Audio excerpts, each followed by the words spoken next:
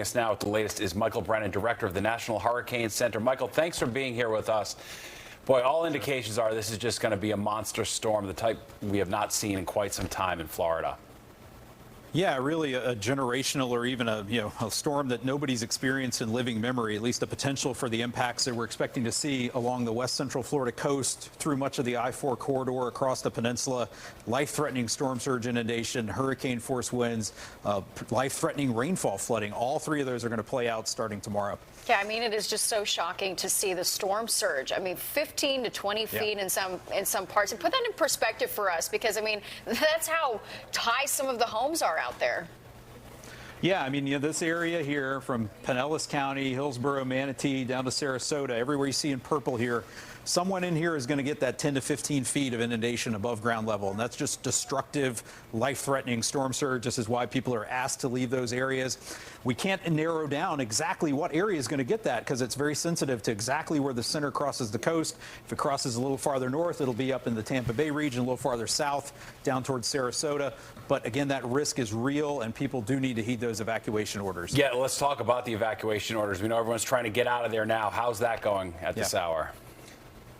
Well, I mean, yeah, you probably have a better picture of that, what's going on the ground. We've certainly seen pictures of traffic, of people getting out, so that's a great sign. But the message to people is you really only have a few more hours to try to get to a safe place. Conditions are going to start to deteriorate along the west coast of Florida tomorrow. You do not want to be caught in these coastal areas when that water starts to rise. We've seen people die in previous hurricanes trying to get to their car and get out at the last minute, and they get trapped and swept away. So don't become a statistic. Get out now. And remember, you only have to drive tens of miles to get out of these surge evacuation zones to a shelter or a safe place to ride out the storm. Yeah, I know that Orlando International Airport is going to shut down at some point tomorrow morning. American Airlines is offering people flights out of there. I mean, what's your advice for people who are trying to evacuate? Because we did show some live pictures of the traffic there, and it is just monstrous. They've opened both sides of the highway, but everyone's trying to get out at the same time.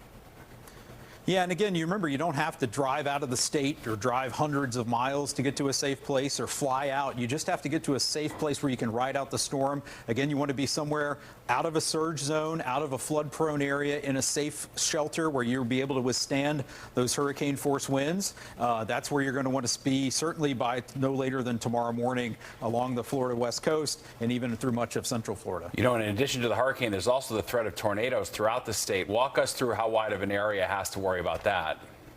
Yeah, the tornado threat is generally going to be along and south of the track of the center.